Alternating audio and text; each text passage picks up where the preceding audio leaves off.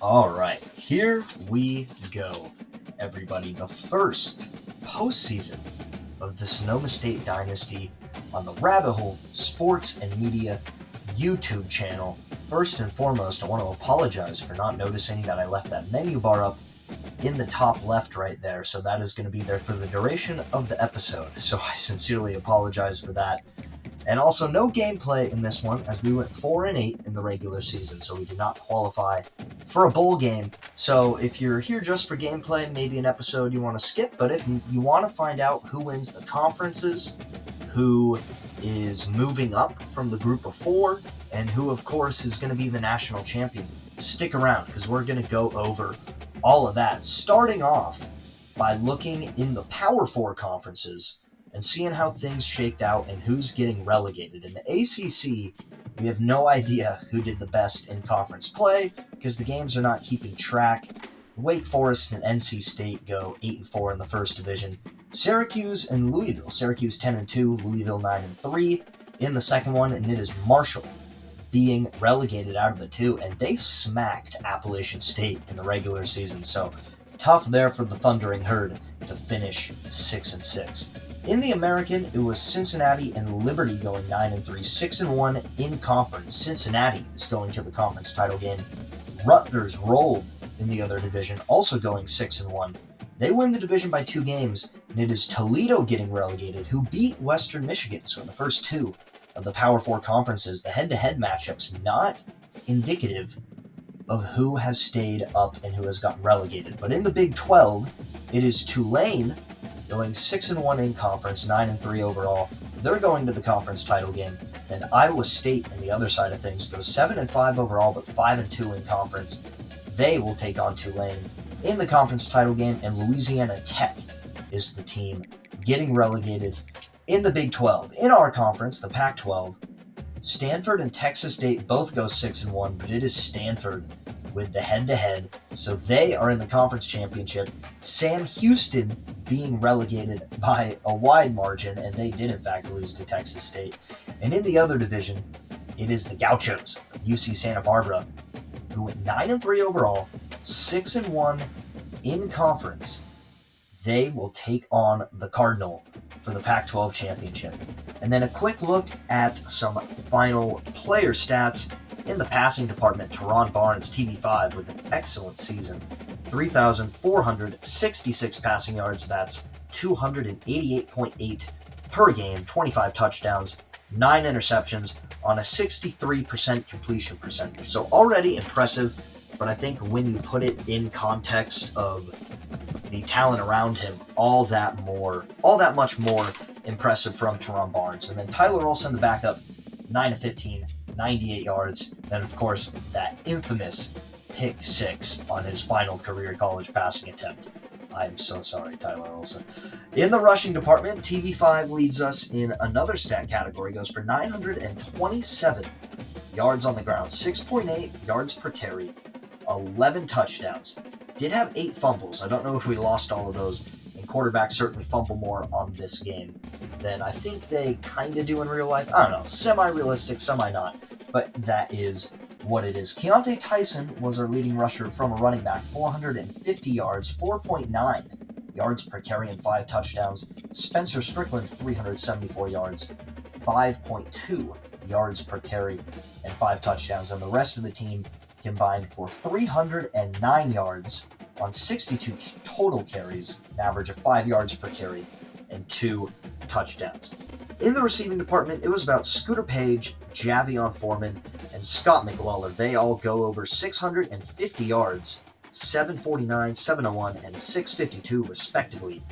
Scooter Page leading us with 9 total touchdowns, and Javion Foreman leading us with 55 catches. And after a strong finish to the year, emerging because of the Demetrius Williamson injury, CJ Peaks ends the year with 354 yards and a touchdown. And then our backfield of Keontae Tyson, Spencer Strickland, and Jackson Gregory combined for 512 yards on 64 catches and 3 touchdowns. So good contributions all around there, but no 1,000-yard rusher or receiver for the Seawolves.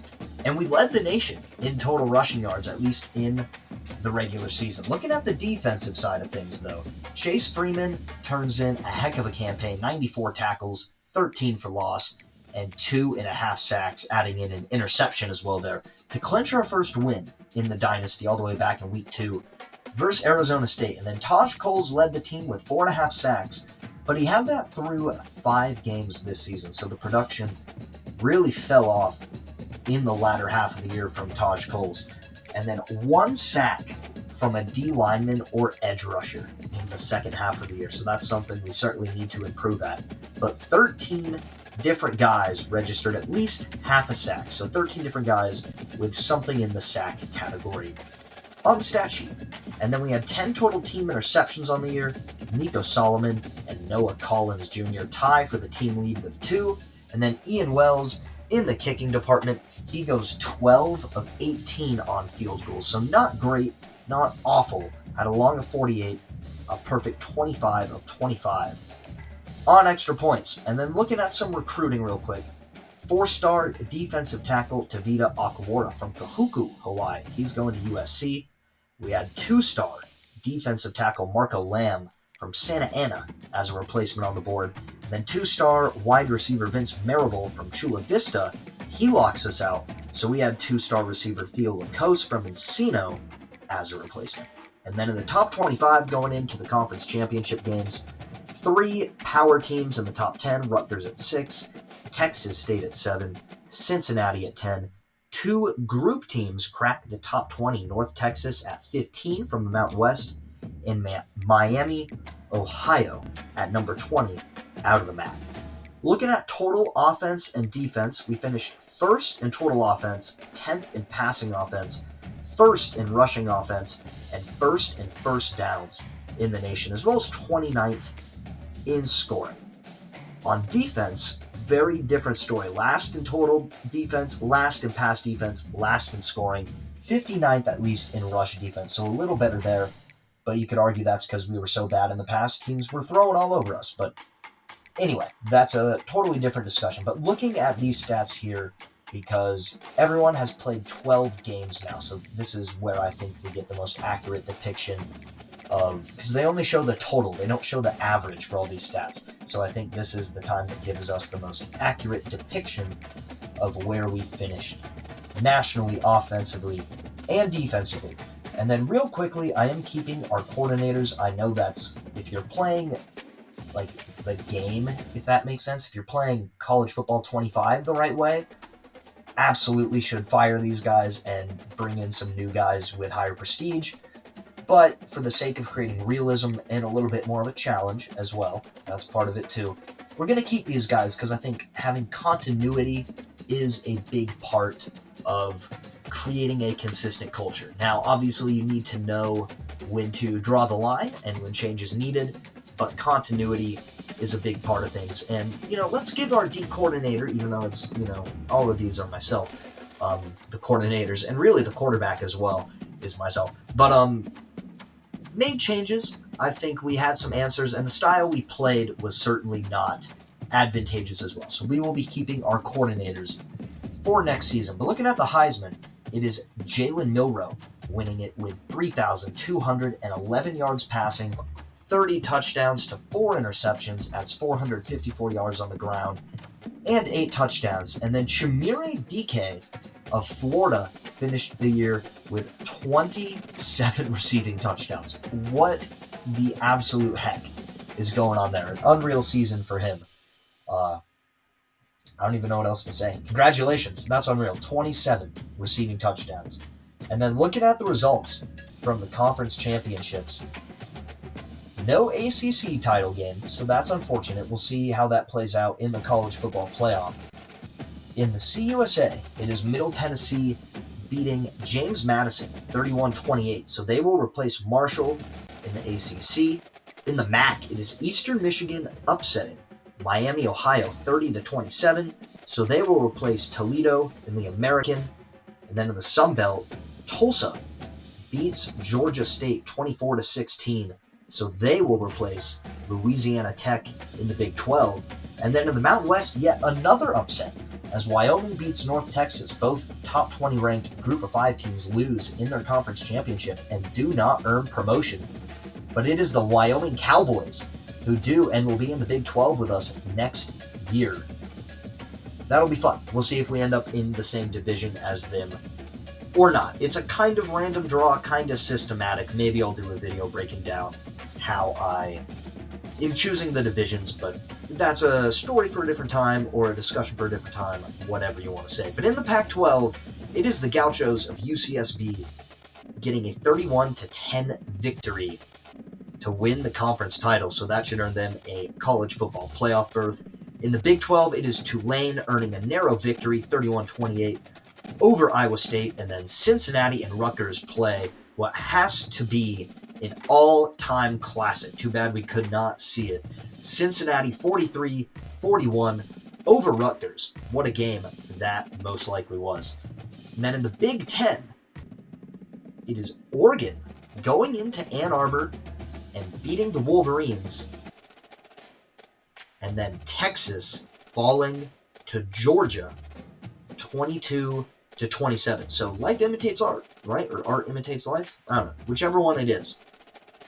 Georgia, SEC champs, over the Texas Longhorns. So that brings us to the college football playoff bracket, where we have Oregon at 1, Georgia at 2, Cincinnati at 3, and Tulane at 4. They will earn byes. The 5th conference champion is UCSB. They are the 12 seed. And then our at-large bids is Ohio State, Michigan, Kansas State, Texas State, Ole Miss, Rutgers, and USC. So in the first round, we got the Gauchos going to Columbus to battle the Buckeyes.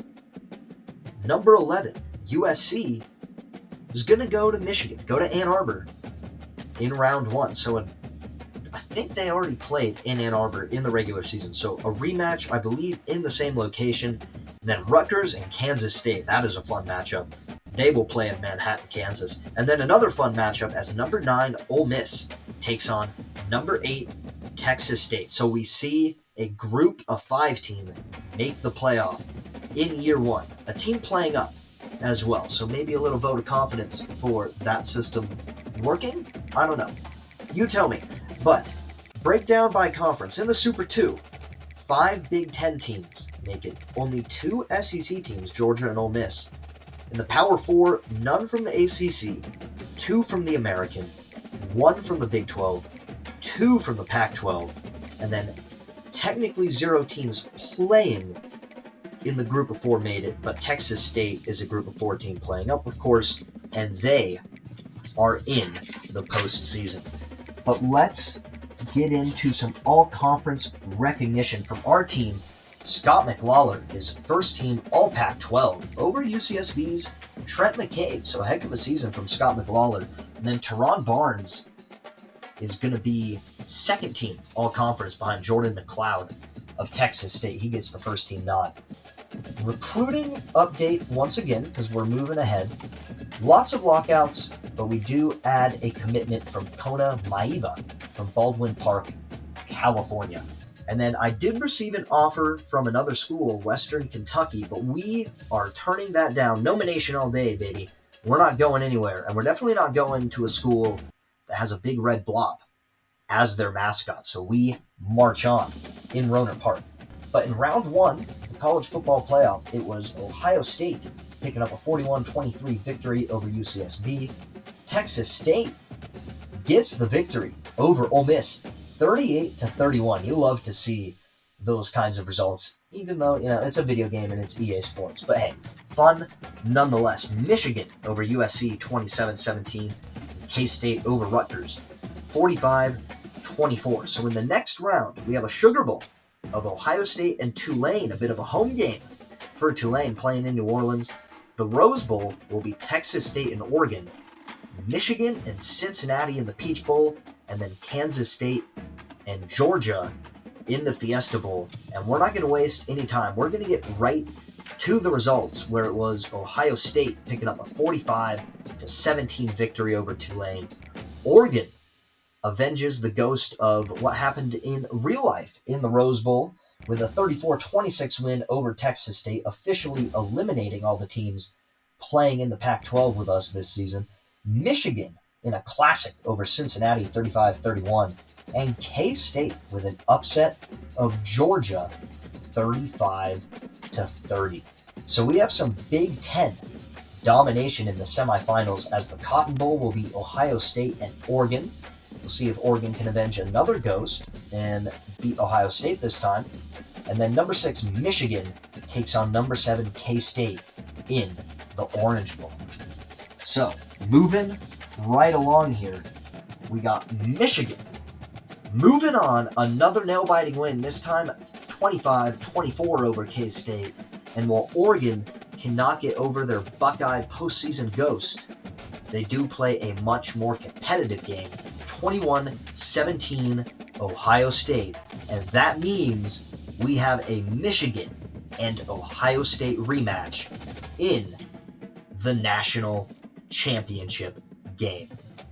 Give yourself a quick drum roll at home as we fast forward to the results, and it is Michigan, the Maize and Blue, winning 31-17. A little more offense this time around between the two teams in the rematch, but an absolute nightmare scenario for Ryan Day if this played out in real life. And I don't mean for me personally. I think Ryan Day is a great coach. Just how he's treated it would be a bloodbath for him on his way home from Columbus after this one. But Greg Malone, a.k.a.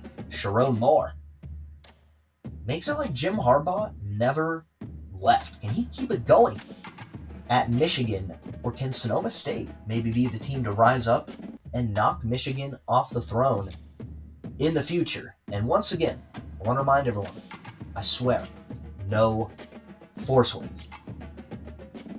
But this was very fun. This would have been cool if this happened in real life, but oh well. One can dream, apparently. But looking at the national championship box score, I have no idea how Michigan got to 31 points. It was 13-10 entering the fourth.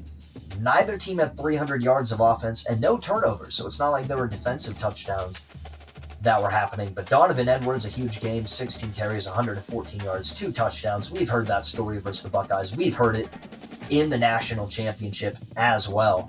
What a career arc this would be for Donovan Edwards if it actually played out like this. But sounds like a little reminiscent of the 2022 showdown between Michigan and Ohio State, where maybe some big late runs from Donovan Edwards capped this game off. And that's how the Wolverines got to 31 points.